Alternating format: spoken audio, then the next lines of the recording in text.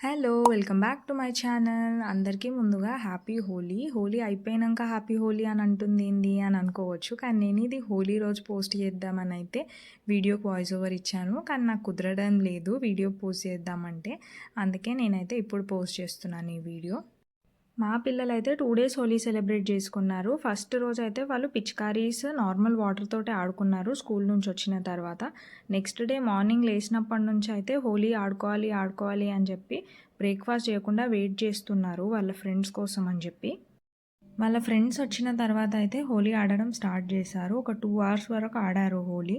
For the first time ఈసారే మా పిల్లలైతే హోలీ సెలబ్రేట్ చేసుకుంటున్నారు. మేమైతే హోలీ అసలు సెలబ్రేట్ చేసుకోము. మా అత్తయ్య వాళ్ళు చెప్తుండే మనకు హోలీ ఫెస్టివల్ పడదు, మనం ఆడొద్దు అని చెప్పి. కానీ ఇయాల రేపు పిల్లలు వింటారా? మా పెద్ద బాబు ఇప్పుడు 5 ఇయర్స్ కానీ అస్సలు మా మాటనే వినడు.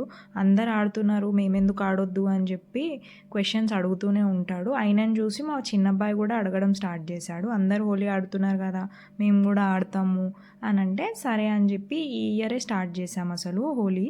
హోలీ ఆడడం అయిపోయిన తర్వాత అయితే పిల్లల్ని మంచిగా ఫ్రెష్ అప్ చేసేసి బయట అంతా క్లీన్ చేసేసాను. హోలీ కలర్స్ అవన్నీ ఉంటాయి కదా, అవన్నీ క్లీన్ చేసేసి అయితే లంచ్ స్పెషల్స్ ఈరోజు మా ఇంట్లో బగారన్నము, మునక్కాయ పప్పు, పాలకూర పకోడీలు కూడా చేశాను, మసాలా వంకాయ చేశాను. కానీ అది వీడియో షూట్ చేయలేదు, నేను ఆ క్లిప్ యాడ్ చేయలేదు.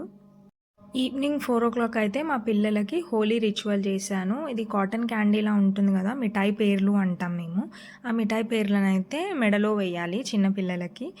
మా పిల్లలకి అయిపోయిన తర్వాత అయితే మా కోడలి పిల్లకైతే వేయడానికి వెళ్ళాను.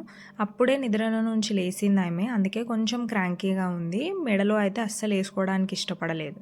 Thank you for watching.